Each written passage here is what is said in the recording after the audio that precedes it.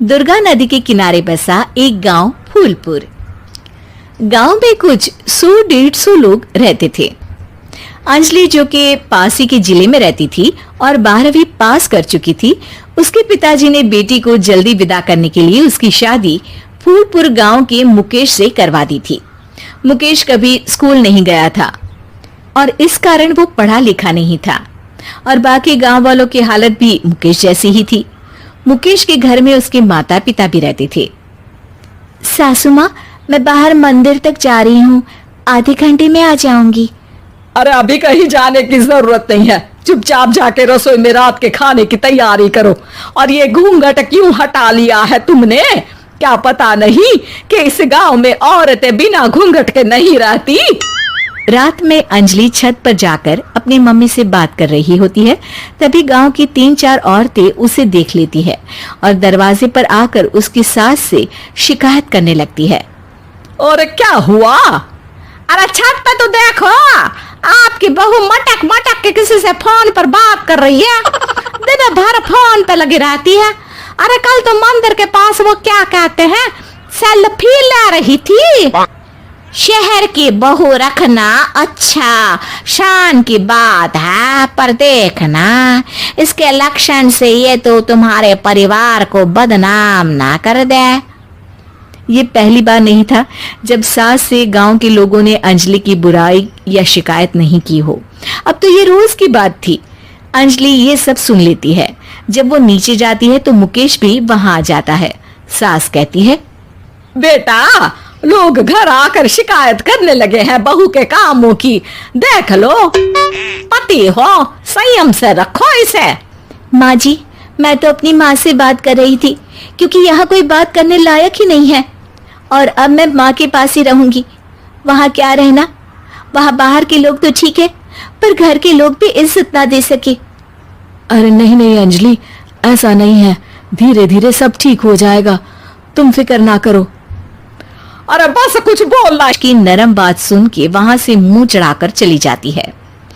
मैं तो कहती हूँ हम दोनों शहर चले जाते हैं। मैं पढ़ी लिखी हूँ, मुझे वहाँ नौकरी भी मिल जाएगी और थोड़े दिनों में आप भी वहाँ कुछ काम ढूंढ लेना। अरे नहीं नहीं अंजलि, हम यहाँ ना गांव का खेत, माँ पिताजी को छोड़कर शहर नहीं जा सकते। माँ पिताजी को कैसा लगेगा और गांव वाले क्या सोचेंगे? ये कहकर मुकेश सोने चला जाता है और अंजलि की गांव वालों द्वारा बुराई का सिलसिला बहुत दिनों तक चलता ही रहता है। लेकिन अंजलि गुस्सा ना दिखाते हुए समझदारी से काम लेती है। बारिश का मौसम चालू हो जाता है। जोरदार बारिश से पूरे गांव में हाहाकार मच जाता है। दुर्गा नदी में बाढ़ आ जाती है और बाढ़ का पानी पूरे गांव की फसल तबाह कर देता है। फसल की ये हालत देखकर गांव वाले निराश हो जाते हैं और बात तो यहाँ तक पहुँच जाती है कि कुछ लोग तो अंजलि को इस सब का दोषी ठहरा देते हैं। अरे पूरी फसल तबाह हो गई, पता नहीं किसकी नजर लग गई है। अरे जब से चौधरी परिवार में ये शहर की बहू आई है ना, तब से ही गांव की शांति चली गई है। इसके कर्म कांड से माँ दुर्गा नदी भी खुश नहीं है। ये सब सुनकर बेचारी अंजलि रोते हुए अपने घर चली जाती है। कुछ दिन बाद सभी गांव वाले अपनी फसल का मुआवजा लेकर अपने अपने घर आते हैं। मुकेश भी 1500 लेकर आता है।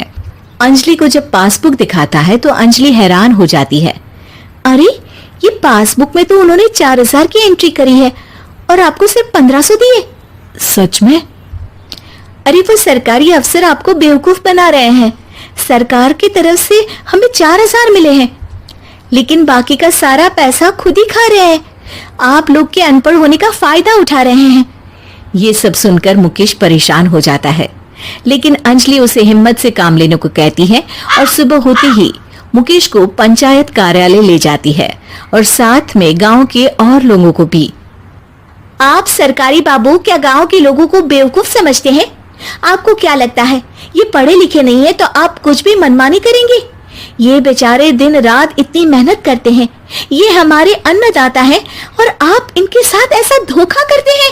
अरे क्या बके जा रही है ये लड़की, किस धोखे की बात कर रही है? अपने कांड करके नदी माँ को नाराज करके हमारा नुकसान करके इसे चैन नहीं मिला क्या? सरपंच जी, इन सरकारी बाबू ने मुझे बेवकूफ बनाया है और मेरे हिस्से के पैसे खुद चट कर गए।